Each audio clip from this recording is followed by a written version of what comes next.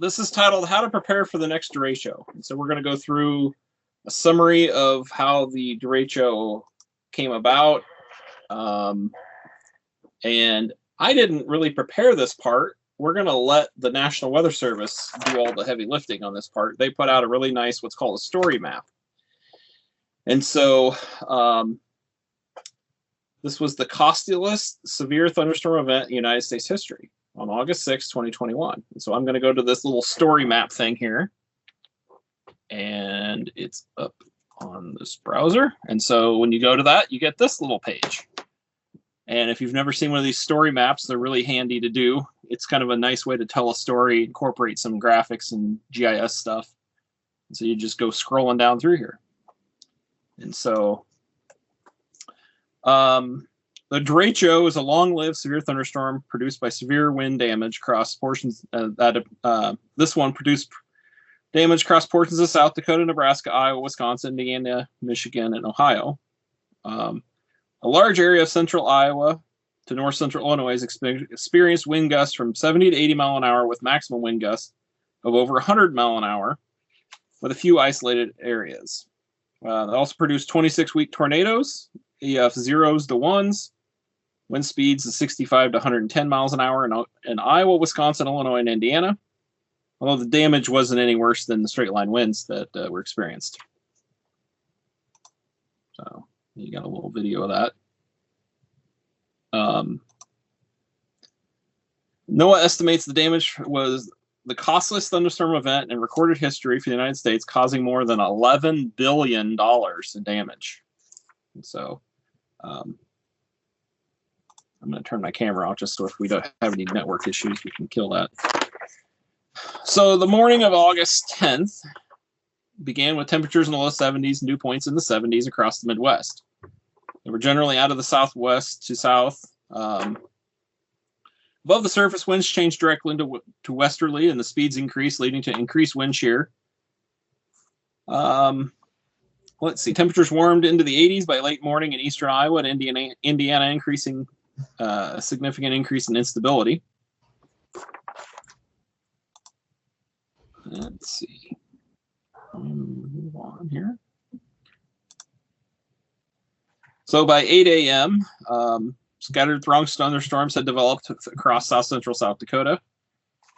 And the storms didn't produce strong winds, but they often had isolated large hail of 1 to 2 inches in diameter and a swath of wind gusts from 60 to 70 miles an hour.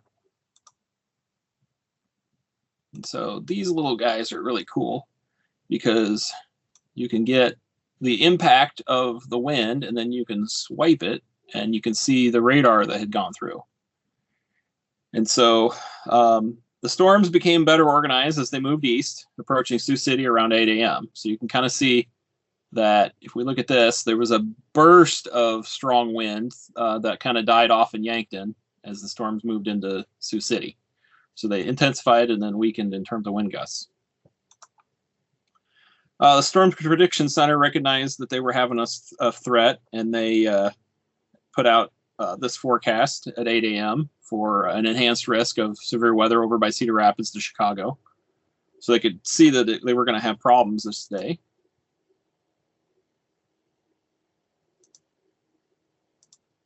And from 8 a.m. to 10 a.m., storms crossed the Big Sioux and Missouri rivers and then progressed into western Iowa. Damaging winds, gusts of 60 to 70 mile an hour became common. And so we're talking about like Storm Lake, Denison, Atlantic are the areas that had the activity. And then you can kind of see that, you know, Sac City, Carroll area, that's where the storm really started picking up. Some of the strong wind gusts became trapped underneath an inversion layer, warm air just above the ground, which helped them move rapidly to the south and southeast. Numerous instances of trees and power line damage were reported in far eastern Nebraska and western Iowa, more than 50 miles away from the main area of the storms and in areas with little or no rainfall. So they were getting heavy winds, but no rain. By late morning, we had things like this. Here you're seeing This is an Adele, crops that were damaged.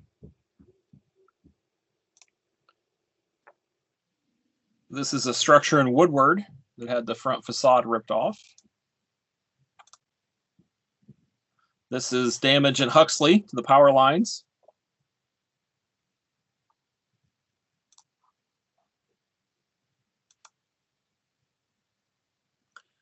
And these are damage to grain bins in Tama County.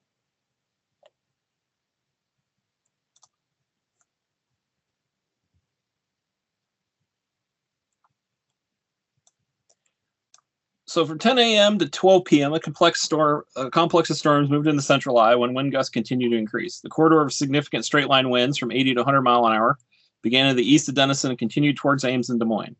Wind gusts were severe enough to not only cause widespread damage to trees and power lines, but also to damage structures and crops. The most extreme winds, 100 to 120 mile an hour, developed during this time period in Iowa and lasted in two swaths. The first began in Jefferson and moved toward the Madrid and the Huxley areas. Numerous instances of damage to rooftops, walls, and windows were reported. A second area of extreme wind gusts developed just to the northeast of Ames and reached into Marshalltown area around noon. 3 tornadoes occurred near the Marshalltown, which, due to the more severe and extensive damage from straight-line wind gusts, that had to be determined from satellite and drone imagery. The strongest tornado was just an EF1, and Des Moines happened to experience strong winds. Numerous instances of damaged trees, power lines, and structures reported due to the 70, 80 mile an hour winds that Des Moines received. And so let's move on to the Savorn Prediction Center that upgraded their risk to moderate as of 11:30 a.m. because they could see that it was going to have a long-term impact out into Chicago. And so 2 p.m. or the early afternoon, you're seeing a damage here to a structure near Vinton. That'd be a grain bin up in a house.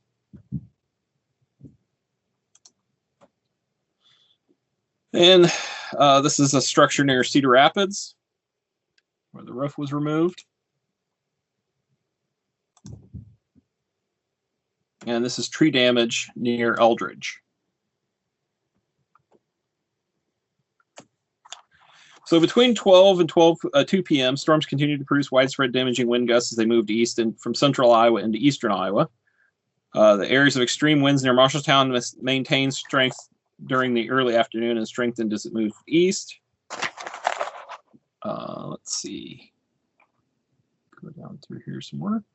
So this is some really interesting stuff that you can see here.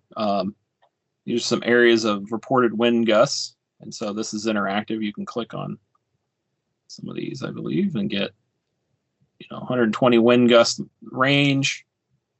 And then that spot point was 120. So that kind of gives you the idea what's going on here. The corridor of extreme wind gusts reaching 120 mile an hour or greater continued to the northeast across downtown Cedar Rapids and the northeastern portions of the city. These extreme wind gusts, plus the unusually long duration of damaging wind gusts, continued to damage structures and knock down large portions of trees across the city. And so you can kind of see the impact of Cedar Rapids. We had an apartment building with the roof removed. More apartment building damage. Wiley Plaza. Okay, so here's a video, and I'm going to pull that up in YouTube and play snippets of this because this is really just remarkable that somebody thought far enough ahead to set up a camera in their front window to record this. And so, well, it was playing a second ago. Here it comes.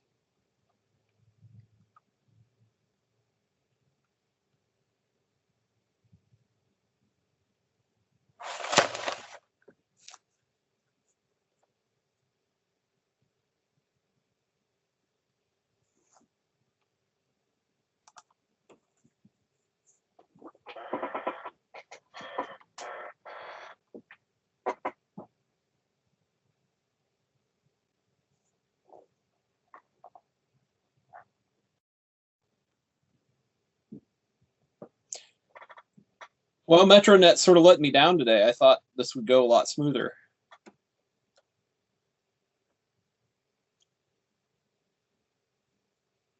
Yeah, I wonder if it's your Wi-Fi, Clint.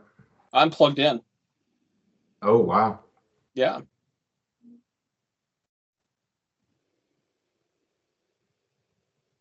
I think it's just the data in, data out aspect of it. Well, I guess we're not going to watch the video. I would encourage everyone to go watch this video that's linked in there, because that's apparently not going to load.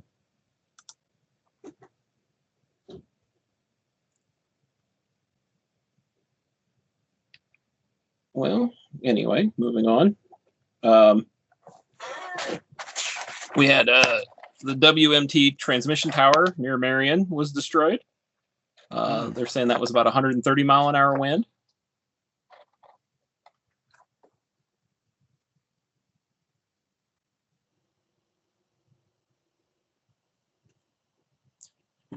Okay.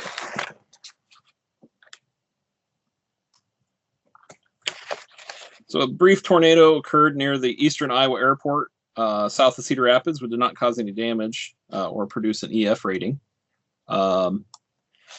And as the line of storms moved east toward the Quad Cities and Clinton, along the Mississippi River, wind gusts diminished slightly, but were still generally 80 to 100 mile an hour. In the immediate vicinity of Clinton, Iowa, a narrow corridor of more intense winds, 1 to 120, occurred. The radio transmission tower collapsed in that area due to a 130 mile an hour gust. So you can kind of see that area. Over this period of time, the wide corridor of flattened corn and soybean crops continued to be severe enough to be visible on satellite imagery, and power outages were again visible from space at night.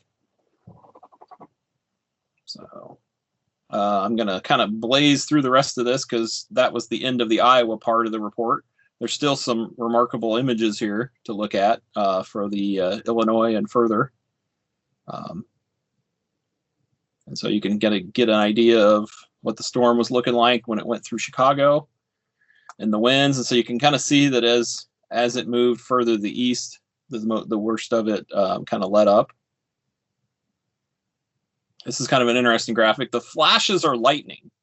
So this is tracking the lightning flashes of the storm as it moved through. So here it is over Ames and Des Moines.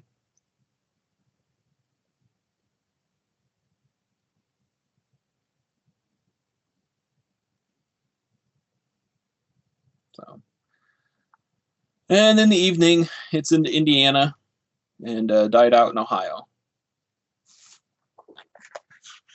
So you can kind of get an idea of the wind gusts. Though these still are 60 mile an hour gusts. They're still causing a lot of damage, but just nothing like what we've seen.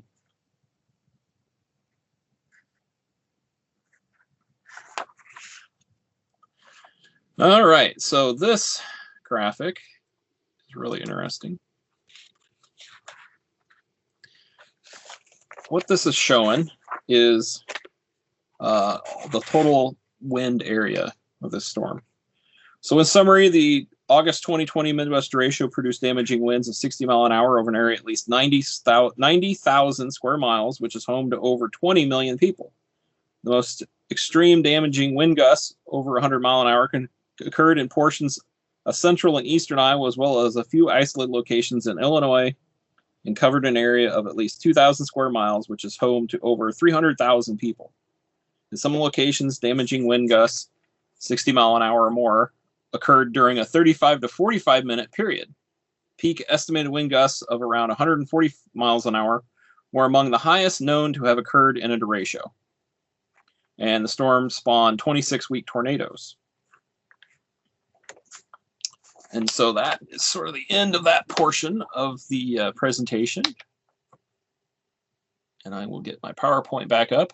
I might try the YouTube thing one more time just to see if it will play nice.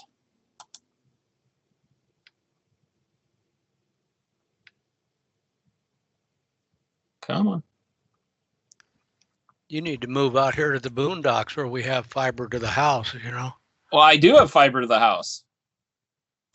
Oh my goodness. Yeah, I don't know what's going on today, but it That's why I asked him if it was his Wi-Fi, but he's apparently plugged in. So Yeah, It could be the server. I don't know. Maybe it's the laptop. Maybe I need to upgrade or something. It's not that old, but we're going to let that run for a bit and see what happens in the background. All right. So everybody likes to look at ham pictures. So this is Tony's superstation out in Rippey. I'm sure many of us are familiar with that Tony's site out there and all the towers he had. And unfortunately, he did suffer some pretty extensive damage out there. Here's a picture from one of the towers that he took. I believe in this area that a tree had fallen. I think it was a tree had fallen and took out a guy wire, and it sort of caused these towers to domino because the guy lines were all intertangled, and so there was kind of a domino effect on those. So here's kind of what you'd see on the ground. Different angle. You can see in the background here where one of these tall towers had snapped in half about halfway up. So it wasn't all that single event that caused his damage. All right, so to plan to protect your family and yourself. Before any Aries volunteer can respond, you have to make sure your family and yourself are safe and secure. And so proper planning is going to ensure that you're prepared for most any emergency. But you must have the tools and the plans in place to make it on your own for at least a period of time, no matter where you are when a disaster strikes. And so just like having any working smoke detector, preparing for the unexpected makes sense. So U.S. Homeland Security has 3 key recommendations. Everyone should get an emergency supply kit, make a family emergency plan, and be informed about the different types of emergencies that could occur and the appropriate responses. Now, I'm not promoting the prepper lifestyle that you see on the internet or on television shows. This is the Department of Homeland Security saying these key things are for every single family. And so that's, kind of a universal system and not anything too crazy. So everyone should have some basic supplies on hand in order to survive for at least 3 days if an emergency occurs. Look at Hurricane Katrina or the ones down in Texas. Iowa has severe weather in terms of derechos or winter weather, and so we need to be able self-sustainable for 3 days. And so you need to review, planning lists and consider where you live and the unique needs of your family. And consider having at least 2 emergency supply kits. You want to have like a full kit at home and then a smaller portable kit for your workplace, vehicle, or other places that you spend time. Essentially, we're talking about a bug out bag is what a lot of people refer that to, that you would keep in your vehicle.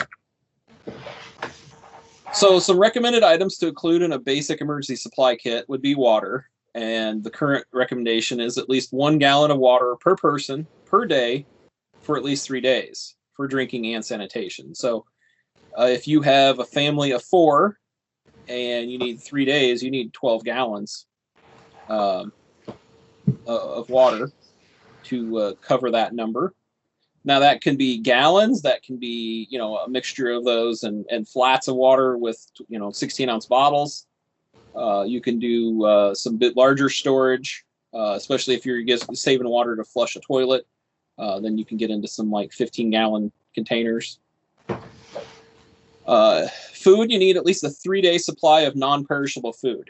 I would recommend you look at what you have in your cabinet that's got a long shelf life and go buy more of that. And then as you use something, cycle it out, and then you don't have to worry about expiration dates and things going bad. Otherwise, I'm a big fan of the freeze-dried meals you can get now at Walmart. They have them in a lot of the outdoor stores, and those are pretty nutritious and great flavoring. Cousin to the MREs, but I've very few of them I've had that I didn't like. We recommend you get a battery-powered or a hang crank FM and NOAA weather radio, and has the tone alert, so it'll you don't have to sit and listen to it, but it will alert you as something comes up, and make sure you have extra batteries for that. Nowadays, everyone needs their phone, and you're going to need a cell charger, so pick up an extra AC charger, the kind you plug into the wall, and also the portable battery kind. There's some that are about the size of a lipstick tube. There's others that are deck of card size. All of those work well to provide you an extra battery charge when you really need it. Grab a flashlight and make sure you have extra batteries for that. Want to have a first aid kit and a good knife handy. This is usually always a nice one. A whistle, so if you're trapped in your home, you want to be able to signal for help. A dust mask to help filter contaminated air.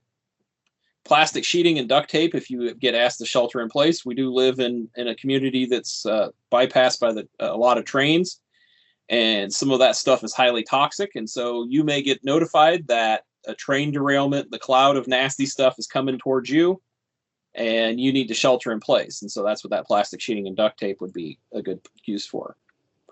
You need some sanitation supplies like toilet paper, moist towelettes, garbage bags, and plastic ties. You want to have like a non-sparking wrench or pliers to turn off your utilities, and you need to know where your gas and your electricity and your water turn-offs are. So make sure you can locate those, and make sure you know how to operate them. A can opener if your food is canned. You want to make sure you have some local maps. Don't rely on Google Maps to, connected to the internet. You want to download and print off some local maps, or pick something up at like the county assessor. The times at the courthouse, they'll have some county 911's maps that you can grab. And then you want to make sure you have some cash and a few quarters if you need to put them into a machine that isn't taking bills. Prescriptions, medication, and your eyeglasses are very important. And if you have to leave your home quickly and don't remember to grab those, it's always good to have a backup supply in your kit that you can head out the door with. Infant formula and diapers, if that's your case, or pet food, water, and supplies if you have a pet. It's always good to have some important family document copies. You never know when, you need to leave your home and you can't get back for a while, and, you need to get new driver's licenses and that sort of thing. And so having copies will make that so much easier. Try to come up with some printed emergency reference material. Don't rely on the internet. So a good first aid book, a lot of first aid kits come with those. And then there's a lot of good stuff from ready.gov, which is the federal government's preparedness site. I also recommend a couple of apps from the American Red Cross that you can download onto your phone. Those work offline, and there's a first aid one, and then there's just a general disaster one. And they're both really good. So something to go download on your cell phone. You want to have a sleeping bag or at least a warm blanket for each person. In Iowa, during the blizzard time, I don't know that that's even going to be enough. So you want to think about if you have to venture out into something like that, that you have plenty of warm clothing, sleeping bags, that sort of thing. And then you want to have a complete change of clothing, including a long sleeve shirt, long pants, and sturdy shoes. And my personal preference is I also keep a cold weather bag. And so about this time of year, I'll grab it. It has extra fleece layer for a jacket, has my coveralls in it. It has a lot of those hand warmers, battery operated socks. It has long underwear in it, extra hat and gloves. And so that's my cold weather gear that gets supplemented into my other kit. Some more stuff to consider. Household chlorine bleach. You can do a lot with that. It's disinfectant. It can use to treat water that you're not quite sure how safe it is. As long as it's clear, you can put 16 drops into a gallon. Just make sure it's the unscented, non-colored bleaches.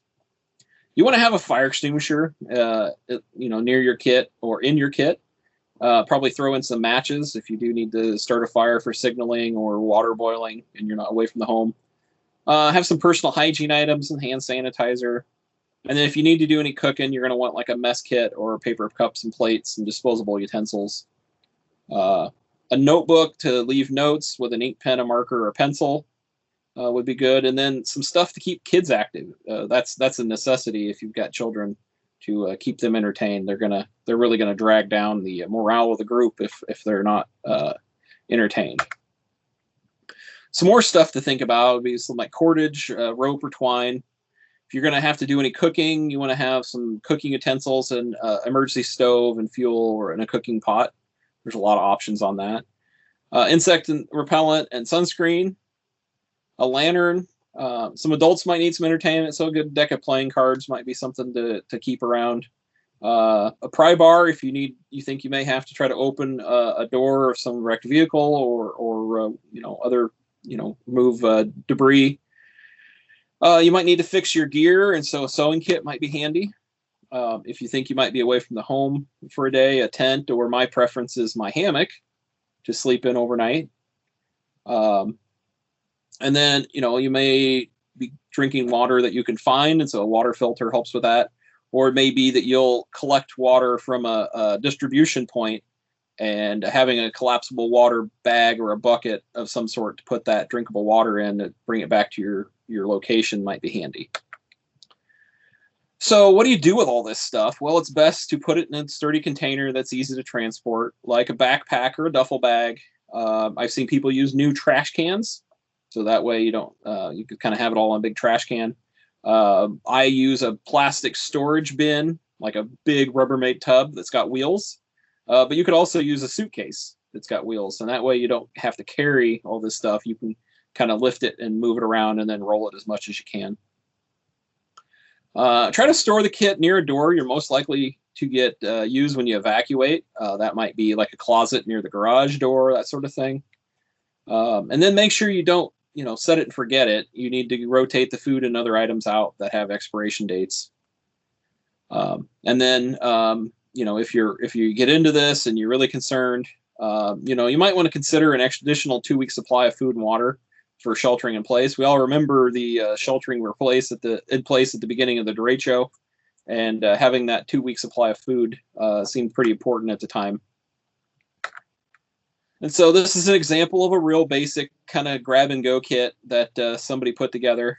And so, it's got some of the basics. And so this might be more of a go bag that they would keep in their vehicle. They've got their water and their food and their supplies.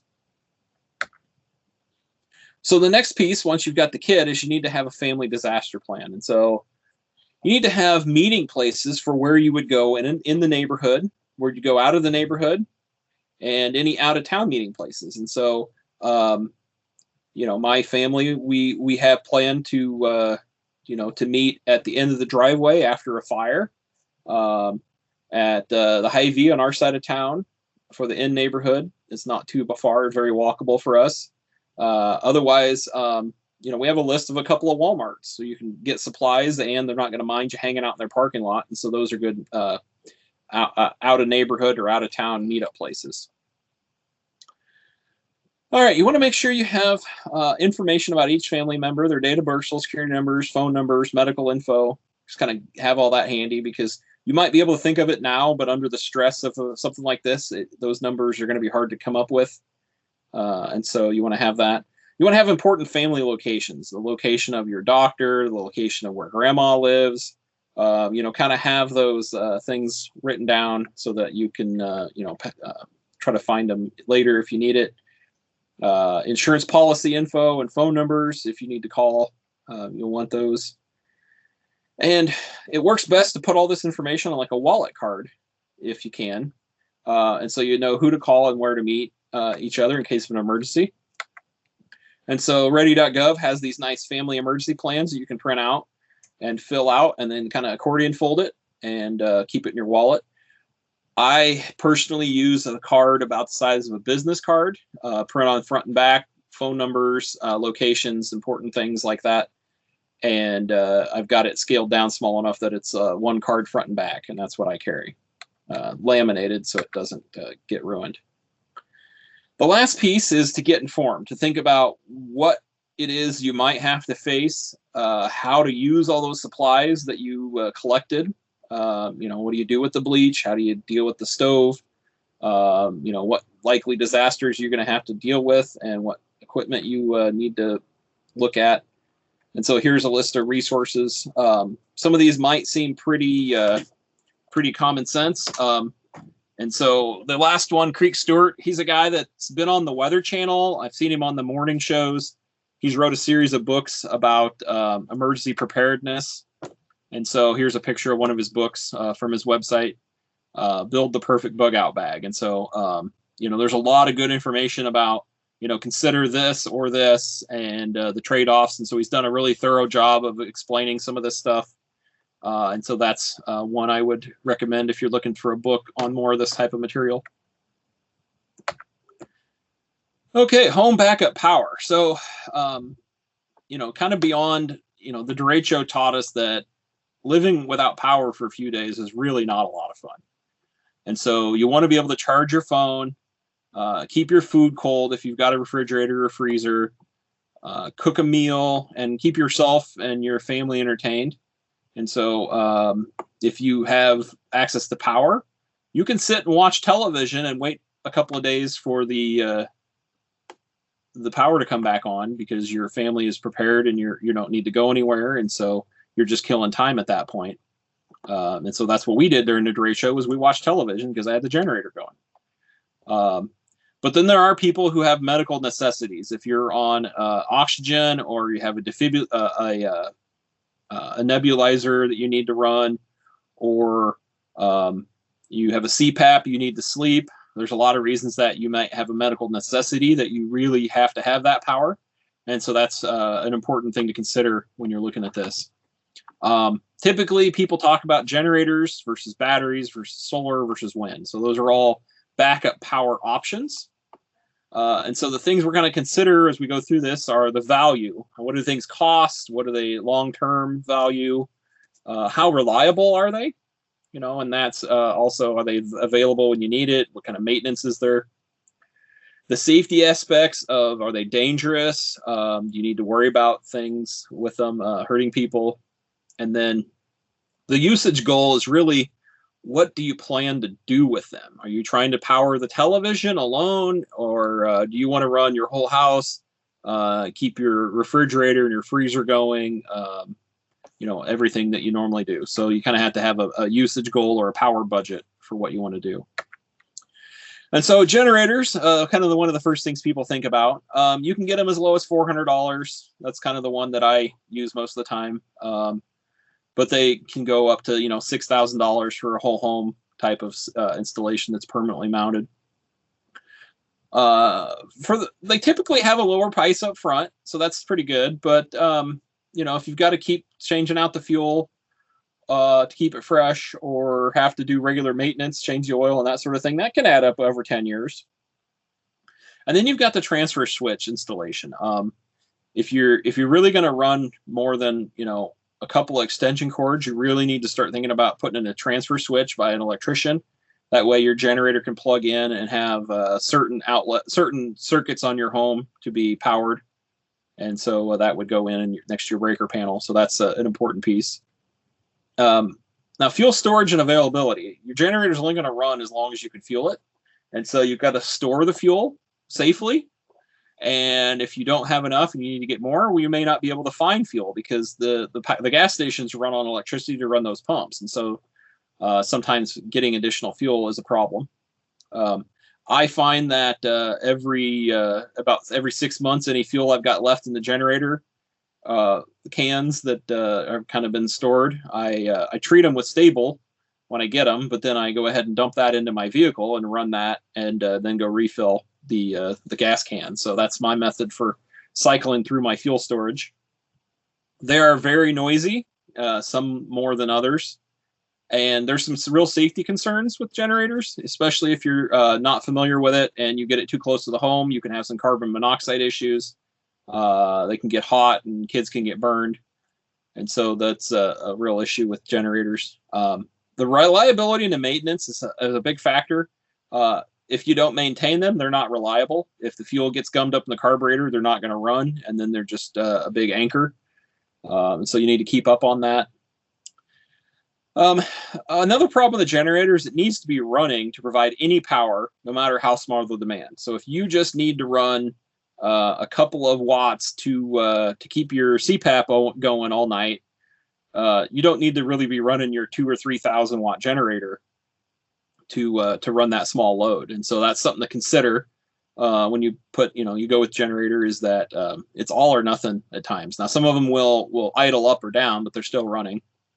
So those are some of the negatives of a generator. Positives are that you're capable of whole house power. If you want to do the whole home like you normally live, you can get a big enough, permanently mounted generator to do that. Generators offer long continuous runtime if fuel is available. Some of the home ones run off of propane or natural gas, and so those are real nice features that they'll kind of run indefinitely as long as that resource is there. A lot of the nice ones have automatic start, so as soon as the power goes off, the generator senses that, it fires up, and you may have a brief outage in your lights, a second or two, and then they're right back on because the automatic transfer switch kicked in. Generators are good because the big ones you can get outside. You don't have to try to store them inside. The small ones are bad because you got to find a place in the garage or a shed to put them in. But the small ones are nice because they're portable. And so if you need to take them to somebody else's house or go use them for a project away from the home, they're pretty handy to have. So, here's kind of the typical 2,000 watt generator. This red Honda is more quiet than a lot of the others you'll hear. But you do pay a premium for these. This is probably about $1,000 for a 2,000 watt generator. These big ones here, this is a 20,000, so it's 10 times more power for this Generac. It's on a concrete pad. It's wired into the home. There's transfer switches, and it looks like it's coming off the natural gas line. So this one's going to run as long as there's natural gas into the area. It'll run for a good long time. Backup batteries. Well, they're probably, a battery bank's going to start at $1,000, and the sky is the limit on what you can really get for a backup battery bank. And so to do your whole house, the power would be really expensive. And so big capacity is not portable, and it needs a lot of space indoors somewhere because you can't keep those. They need to be a little more stable temperature-wise. And you have to have an inverter to convert from the DC to the AC, and so that adds a little more complexity to them. They are pretty reliable, though. If you do the slight maintenance every once in a while, check acid levels in the flooded battery, they'll be pretty reliable. They're silent and they're really safe as long as they're vented properly and and you respect what the rules are for them. There's no waste in the power. If you need a few watts, you get a few watts, and so you don't really have the generator going even though it's overkill. They're easy to keep full. You just have them on a float charger, and whenever the power's on, they're always there, full. And you can also recharge them by some of the other methods. You can hook up a generator and charge them up. You can use wind or solar, so that's kind of nice. And automatic switchover is available, so when the grid power goes down, these can just kick in automatically. And so here's just an example of someone's battery bank that they've got these 8 batteries tied together to provide their home power. So solar is an option, and more and more the prices are coming down. The starting cost is estimated for a 6 kW system in Iowa is about $14,000, which is about $2.53 a watt, and you get about a $3,000 tax credit this year. I'm putting that in. The whole home solar is a big investment, obviously. But it will help pay for itself in the long run if you're using it to supplement your regular electricity usage. Grid tie system. So that's typically where you hear like net metering, and so you don't have any storage. And so that's what most of the homes around town that you've got solar on are that type. But typically, as soon as the grid power goes down, those don't provide you any power to your home either. There are a few controllers now I've seen out that are claiming that you can do a little bit. You can get like one outlet off of your home solar system and run a few things during the day, but it's definitely not available at night. And so if you want to do a solar system, you really need to think about if you're going to put a backup battery for the overnight time or a grid down scenario where the power grid goes down. They are very reliable. There's no moving parts, and so Even on a cloudy day, you'll get a lot of energy depending on how big of an array you have. There's very little maintenance. You might need to go out once a year and kind of hose them down, clean them off. They're silent and they're very safe, as long as you're careful if you're on the roof doing it. And so these complement backup batteries very well, so you can collect a lot of energy during the day and then use the batteries at night.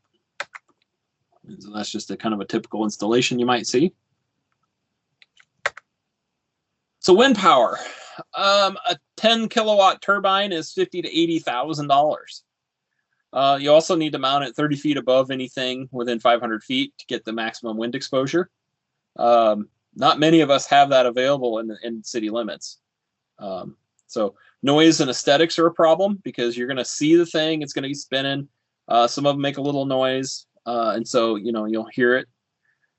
Again, if it's a grid tie system, that same problem if they don't provide any power when the grid goes down without a special equipment. And so you'll need those backup batteries for the overnight. There is maintenance some of them are maintenance free, some of them you have to oil the gearbox, and so it just depends on the unit you choose on whether or not maintenance is an issue. They're great for rural areas, but not so good for urban. They might be great for central Iowa, but if you're in southern Iowa behind a hill, they're not going to work for you. They're typically pretty reliable until the derecho comes, and then they weren't so reliable. There was a lot of them that got destroyed from that. But the great thing about wind is it complements backup batteries very well. So you might wonder, why do all the commercial companies put up all these wind turbines around? Well, that's a whole other scale than we're talking about. This small scale homeowner type of system. These guys are not the same as what Mid-American Energy or Alliant are putting in. So it's not as economical for an individual homeowner to put one of these in unless you're in the rural area. So I'm going to talk about another category, and then these portable battery packs. And so this is beyond what you'd charge your cell phone with. They typically have like an inverter for AC power and an outlet. You can get them for as low as $200 and up to $6,000 for some of them. There are some lead acid options. They're pretty heavy and not very power dense. And what I mean by power dense is that the power you get out of it per pound is not real great with a lead acid battery. They're real heavy. They make great backup batteries for the home, but not so much anything that would be portable. There are some great lithium options that are coming out, and they're way lighter and have a lot better power density to them. And so they're very portable, and they typically have that onboard AC inverter, so 12-volt DC outputs for like your car would have, and then typically USB chargers for phones and computers and such. They're really reliable. They're maintenance free. They're quiet and safe. Again, that power delivery matches demand. You're not having any waste. And they're pretty easy to keep full. They're just rechargeable. You can have them plugged into the wall, or you can use some of the other methods to keep them going. And so here, Goal Zero is kind of the big player in this market. Here's a couple options for them. And then the one with the kind of the toolbox looking thing is actually a different company makes the box, and you buy the battery to put in it. So it's a little bit more of a DIY on that one, but there's a lot of options out there. And so batteries, generators, solar, and wind. What was the best option? Well, again, you need to consider the value, the reliability, the safety, and the usage goals, and decide, do you really just want to power your cell phone and keep up on the news and wait it out in the dark, or do you want to be watching television and kind of living your life and enjoying the post derecho hours? My current situation is a combination of I have my portable generator, and then I also have a portable battery pack that I will use to I can use the generator to keep my refrigerator, my freezer cold during the day, shut the generator off at night, have charged up my battery pack under that time, and then have a little power overnight to do some stuff. So that's sort of where I'm at right now, and that's working well for me. So I think the secret is a combination of things. All right, so since we're hams, we're going to talk about home radio station preparedness. So we saw Tony's tower.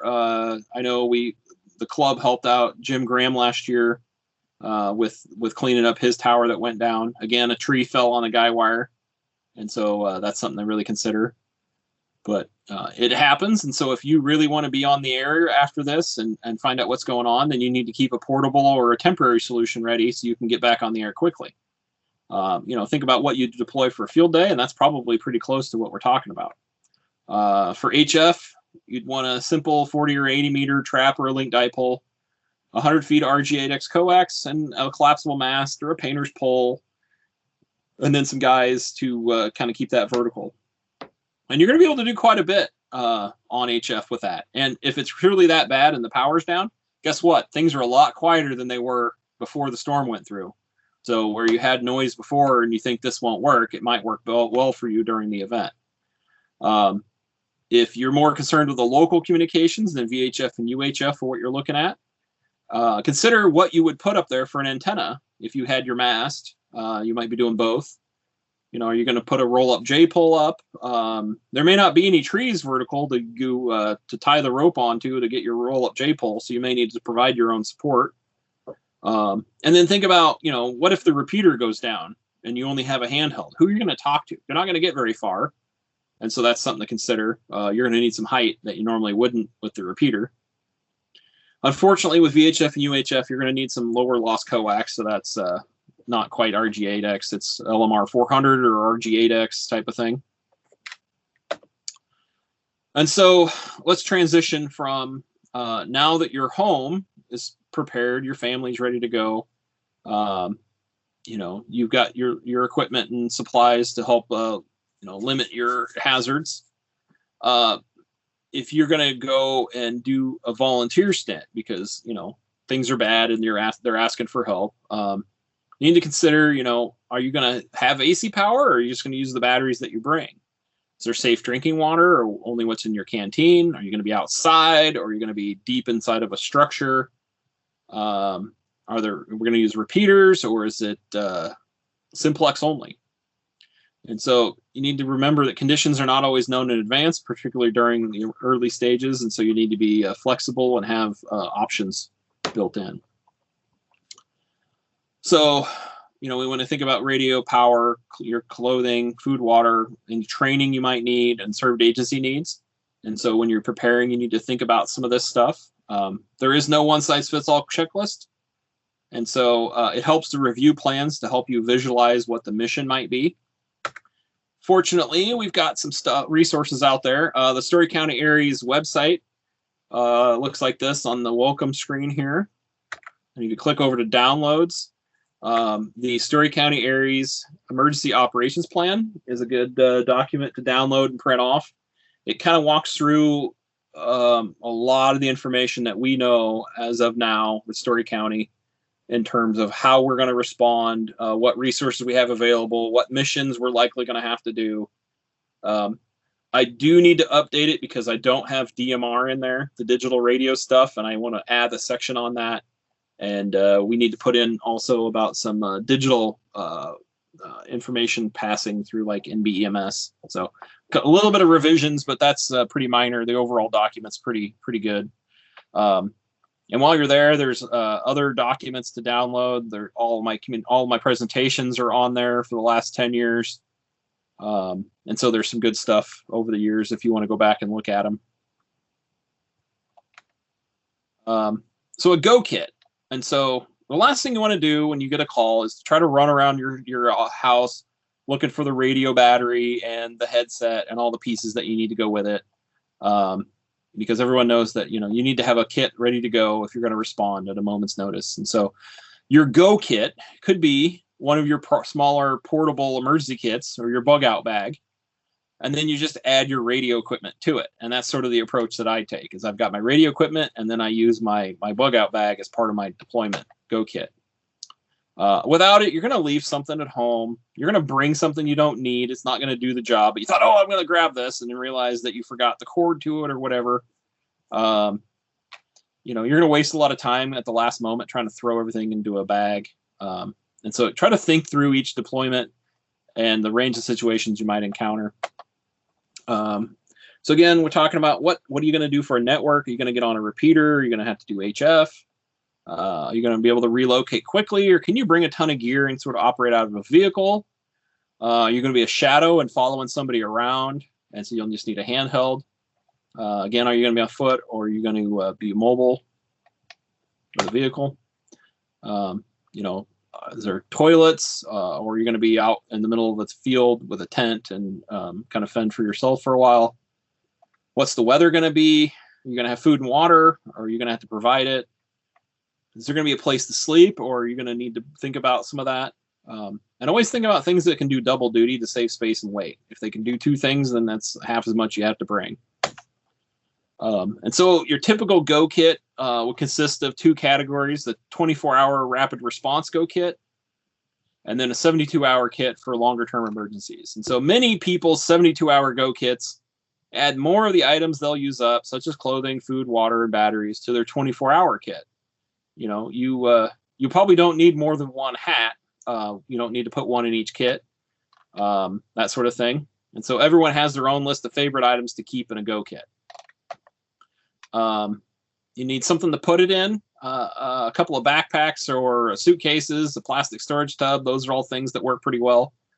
It works well to put individual items in Ziploc bags or plastic kitchen containers. That works for organization. It also works if things get wet. The stuff in the bags will stay dry. Label all the items in case you loan or forget something. People can track you back down. And if you need to remove something that you don't normally keep in your bag, make a list of items to grab.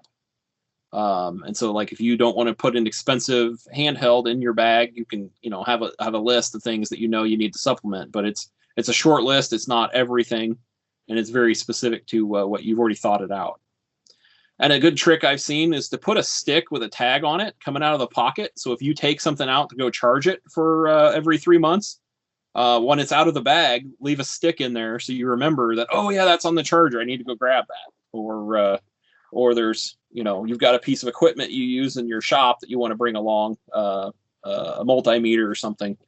Those tags help remind you that there's something that goes here. You need to go pick it up.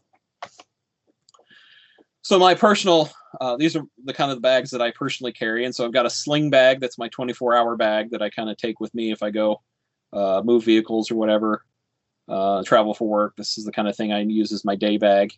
And then the big bag on the right is sort of my 72-hour bag, and it's got extra clothes, an extra supply of food, and water storage. I don't keep most of the water in it, but I have empty containers and know that part of my deployment is I'm going to go fill my water. That's one of my steps before I deploy, is to go fill up my water, either from my personal stock or from the tap if it's still working. And so the nice thing about my bags is that they have these tier system, they call it. And so the one bag connects to the other. So you can make essentially one big bag and keep them together. So I kind of find that's handy. You need to have some information. Here's a list of stuff: ID cards, certificates, schedules, maps, phone numbers for people that are important, a copy of the emergency plans that you might need, and then just resource lists. Who can call that would know answers to problems. You can think about some operating supplies, paper, log sheets. ICS 213s are really handy. That's kind of the standard format anymore of a form we're going to use. So print and supply those off. Notepads, little off supply, different things just to kind of help keep organized if you're going to be set up at a table and taking notes or logging. And so here's just an example of somebody's kind of information kit that they bring along. So your radio stuff, the right and the bottom are HF solutions if you want to go out and have a pack of radio supplies and do HF. Top left is a very thorough HT kit that has about everything he's going to need to deploy and operate the radio. He's got redundant batteries, chargers, different antennas for different solutions, a lot of extra AA batteries, cell charger. So a lot of good stuff there. You may decide to build a Go box. And so the one on the left is the county box. We have two of those identical boxes with the two radios in it that are available at Aries. purchased with a grant from Homeland Security. And then my personal box is on the right. A little different setup, but again, power supply and a radio and some coax and such in there. So the more you know, the more valuable and effective you're going to be. And so recommended coursework would be ICS 100, 700, 200. Those are 3 courses that I would encourage you to do. Those are prerequisites typically for other courses. The ARRL ECO1 course is a really good course. I believe it might be free now because it's sort of a self-taught thing. It's not with a mentor all the time. They're kind of revamping that recently, but that was a really good course when I took it. I got a lot out of it. Some people, when they're a little more advanced, they might find it's pretty basics, but for a new person, it's really good to kind of make you think through some of this stuff. And then, find out from the served agencies what they want us to take so that we can better meet their needs. So a lot of this stuff is linked on our website. So if you go to the links tab on our website, here's some training links again, those courses that are there. So it's a good thing to check out. And then we're going to do local areas training. We're going to do message handling, or, we like to do the digital stuff with messages, and then not operations. One thing we did find when we did simulated emergency test last month was we need to work on understanding the different types of nets, and knowing that when it's a formal directed net, we want people to check in and not check out, or not leave without checking out. So it's not like a normal social net where you can just kind of show up and in and out, and nobody's going to notice. If we're relying on someone to be at a location, we need to know that you're there, whether we're talking to you once an hour or not. And so a lot like a public service event, that's how those a lot of our nets might run. So get your equipment, be familiar with it, get it out and set it up, make sure it works as expected. So drills or exercises, if when they're offered on our area, make sure you participate in those. Those are really helpful to kind of show people how things are supposed to work and to test a certain piece of a response. And so field day is one of those drills that we do. And then our annual simulated emergency test are also those. But I have to say, public service events, the marathons and the bike races are some of the most realistic communication practice we get outside of a real communications emergency. So the information you're passing might not seem that important during a marathon, but the nature of how it's getting passed and directed is very important to be able to be comfortable with operating with a lot of information all at once, people fighting over the net control's attention. And so those are really good and informative events to help out with. Some helpful documents. Again, that download section has our county emergency operations plan, the National Field Resources Manual, and the Public Service Communications Manual. Those are really good documents to read. The CISA, which is kind of a group they created a few years ago out of Homeland Security, has these field operating guides. There's one for auxiliary communications, which we would be considered under Homeland Security. Amateur falls under auxiliary communications. And then the NIFOG, the National Interoperability Field Operations Guide, is geared more towards first responders, but it's also good information to look through and have an idea there. And then the ARRL has some public service forms on the web that you can get, like a list of the radiograms. If you ever get into passing traffic, you want to know what the list of radiograms are. And so there's some more links to the FEMA website. Red Cross has some good first aid and CPR options. You can get the monthly e-letter from the ARES group that has kind of timely topics about emergency communications. And then I really like John Jacobs' W7DBO. If you've ever heard of the Field Radio podcast, that's John. He's got his website has some good information. The Field Radio podcast website has stuff. And then John also made a lot of YouTube videos that kind of tie into his articles he's written. So I highly recommend going and checking that stuff out. And not just because Paul and I are on some of the episodes. So in review, the 2020 Derecho was the costless severe thunderstorm event in United States history. The most extreme damage from wind gusts over 100 mile an hour was central and eastern Iowa.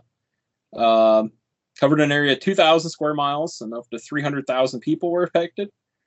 And some of the wind gusts were known, the highest ever, 140 miles an hour. So that's getting pretty far up there on the hurricane scale, if you think about it that way. So you need to make sure that your family's prepared, because then you'll be more likely to respond and be able to focus on your assignment if that's important to you, to be able to do those. Pre-planning and physical preparation are essential to an effective and timely emergency response, making sure you have the information and the equipment ready to go. And that goes into keeping your kit updated and stocked.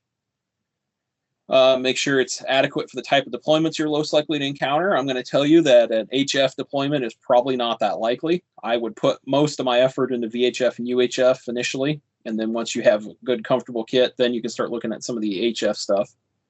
But remember, information is just as important as equipment. So don't overlook that piece.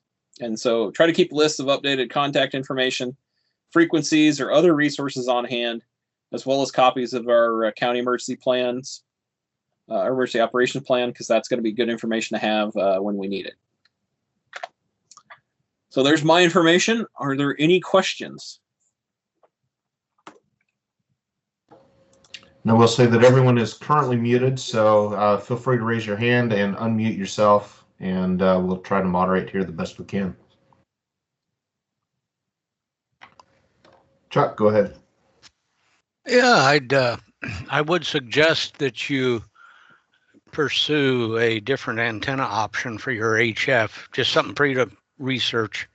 What I have found is that an inverted L just, oh, geez, hang on. I think the phone's ringing at Chuck's place. Yeah, it's a ALE radio just went off, and I was not expecting it. It'll quit in a moment when they complete the link. We can hear you over it, Chuck. It's not that loud. Oh, okay. Yeah, it's just wow to me here.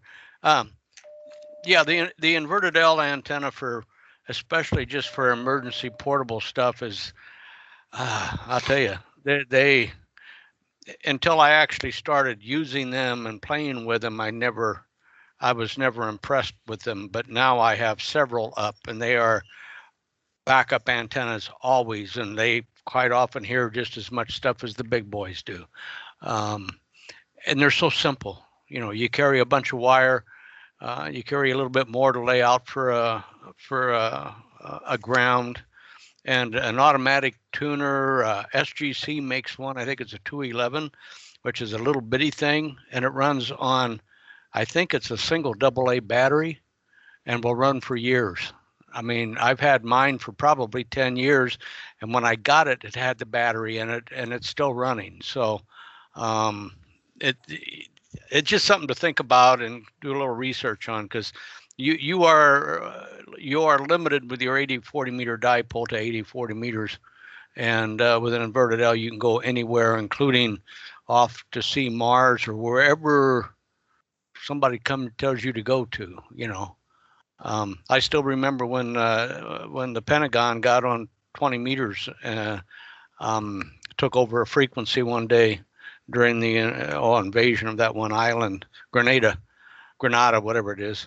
Yeah, I mean, all of a sudden you got this probably a 20 kW voice on 20 meters. It was very demanding, but still, in an emergency, someone like that may ask you to meet them someplace, you know. So the inverted L will go anywhere. Good. You know, Chuck, that might actually be an interesting deep dive if we could get you to do a bit of a presentation on it. I'm kind of intrigued because I don't know much about inverted Ls. Yeah. Cool. Yeah, it's not a. I mean, that's what we use as the organization. That's what comes from Motorola, in their transportable HF radios, is an inverted L, and it just uses the auto tuner that's built into the same suitcase, if you will. So. Oh, very good. Joe, N0N0W. Yeah, I just had a comment to add. This morning at our Kiwanis Club here in town, in Ames. We had a fellow named Keith Morgan, who is the Story County Emergency Administrator. And during his talk, he had a lot to say. He just had a comment that I thought you guys would want to hear. He said that the Aries group had provided him 70 hours of work to help him set up his mobile unit. And he said he couldn't have done it without it. He said he had neither the 70 hours nor the expertise to do it. And that he was very appreciative of what you had done. Well, I appreciate that. It was nice to hear. He didn't use names. He just we know who they are. I smiled when he spoke because I thought I knew where it was. Yeah. Yep. Well, good. Well, that's we fantastic always feedback. I appreciate you sharing that. Yeah. Yeah, it's good to know he talks good about us behind our back and not just to our face. Very true. Very true. Jason, go ahead. I'll just throw in a couple of brief points about internet sources. So one thing that might not be apparent to everybody is that when the power goes out, if you have a battery at your house, you might still be able to have internet depending on how your service provider provides it.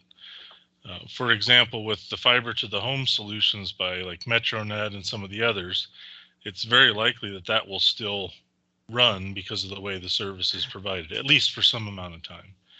But if you have a cable internet, like from a Mediacom or another cable provider, it's very likely that your internet will not run even if you have a battery at home because of the way the cable internet's delivered. Typically, power is provided for different nodes around the community directly from pole-mounted boxes, and they don't always provide battery backups in them. Mm-hmm. Additionally, DSL may work depending on how they've configured it at the central office or not if you have DSL. So something just to think about a little bit if you're potentially expecting internet to work if you have, say, a backup generator or battery power, your mileage may vary. And the other thing I would add, if anybody wants to get a real good dry run test of how they think they're prepared, simply go down in the basement and turn off your main breaker at the electric panel and see how long you can truly operate with your backup plans in place. It'll be a real eye-opening experience, I bet, because so many things are dependent on electricity today that we don't even give it a lot of thought. So that's a good test, in my view, is to go try it. And when you're ready to give up, you just go turn it back on and you're back to normal. That's great, Jason. Thanks for that. Yep. Yeah, I know that during the Derecho, my cell phone internet was not playing nicely, but I was able to put a backup battery on the internet and get some connection that way. So, good advice. Yeah, I know that was something that was very challenging for a lot of community members. We've become very dependent upon easy and ready access to data, and when that wasn't available, it obviously created some challenges for folks. So, good tips there, Jason. All right, Chuck, go ahead. There we go. Yeah, Jason, I'm glad you brought that up because that was another thing I was going to mention was that is why I now have fiber to the home, because that continued to run for the whole 2 weeks that I had no power, and I did not have fiber to the home yet. And I ordered it and it was installed about the same time my power came back on. So in that situation, my backup was via cell, which basically we had none of. So the Derecho took out my backup also. So yeah, the fiber to the home thing is, I'll tell you, after the Derecho, that's the only way to go. Yeah, and I would say, if you want to be a little more certain, definitely talk to your service provider. Ask them questions about how they provide power in the case of a power outage and things like that, because it may vary based on your community. It may vary based on your neighborhood. MetroNet's fairly new. I think they've completed a lot of their build out fully where they have service providers provided. But sometimes when they're installing it new, they don't have everything just fully installed. And so, it does behoove you to ask your provider a little bit more. And things change over time too. They make improvements, they make changes. So if it's something that's very important, then something to ask your provider about. And good point about the cell service as well. I think a lot of people assumed that cell towers would stay up. A lot of them have backup generators and backup fuel sources. But with the Derecho, some of the cell sites were damaged and some of their backhaul links were down because of the damage. And so there was a lot of that as well. And I guess just one last thing I'll mention to kind of hitch on to the diversity idea here. If you have, say, for example, natural gas water heater, you might still have hot water after a power outage because your water heater might still work. Or if you have a natural gas stove, same kind of idea there. So there might also be some value to think about, of course, backup electric, but also think about maybe diversity in supply for some of your appliances or some of your needs, But every situation is different. Even some of the gas stoves and cooktops actually still require electricity to work properly, which not everybody knows. But so, again, mileage might vary, and check your circumstances, but think about that diversity aspect as well there too. That's a good point there, Jason. One thing that I had not necessarily considered until it came time was that while I do have a natural gas hot water heater, it's direct vented and has a forced air vent as part of it that must be running in order for the system to ignite. So while it still had a pilot, it was able to ignite itself. It required electricity to fire up. So just right, and that's a big reason why your furnaces typically, you have gas furnace, but you need electricity for the inducer motor, for the blower motor, and all that. So maybe if you had a gas fireplace, you might have some option for heat. But yeah, definitely, like I said, each appliance is different. So if you have a direct vent water heater, maybe it works. And if you have some of these tankless ones, they're going to vary as well. So just kind of have to look at your individual ones and understand what they're doing and how they're working and how that applies. Got a comment here as well from Mike Van Vertlu. Said a couple $100 can get you a solar oven, and that's how he boiled water for French press coffee the first morning after the storm. So another tip for something there that can certainly, a warm cup of coffee goes a long way the morning after for sure. Yeah, unfortunately, I had whole bean coffee and an electric grinder. So yeah, I was screwed on that front. I just took some beans and a rolling pin and tried to smash them up. Nice. So like coffee flavored tea, but it was better than nothing. So next time you'll have a hand crank coffee grinder to go with the solar oven, right? Yep. Awesome. Mike's comments do point out it's important to have your priorities laid out, right? For some folks, coffee is a non-starter. You got to have it. Yeah, for sure. Well, if you're okay, I'm going to attempt my YouTube just quickly to show a few snippets. Yeah, if you've got it fairly short, we are at Yep. 8:20 now. So Yeah, it was more just to kind of show the differences here. It's almost like it doesn't like this monitor or something. I'm not sure. There we go. So this is a half-an-hour video you should go watch. It's kind of mesmerizing, I thought. You can kind of get an idea of what this home looked like before. And I'm going to jump ahead. Where'd my notes go? At 7 minutes, you kind of get a feel for what they're dealing with. This is going to bring back some bad memories for some people, I'm sure. Well, maybe. yeah, you're going to have to rebuffer, I think, every time you skip ahead, unfortunately. Yep, I think it is. It's just not liking it because I'm sharing my screen. It was working fine before I started doing that. So, all right, never mind. I'm going to give that up. All right, works for me. Yep. Any other I would just questions or encourage you to go comments watch for Clint? Yeah, Clint, maybe you could share that URL for the YouTube so we can watch it at our own place here.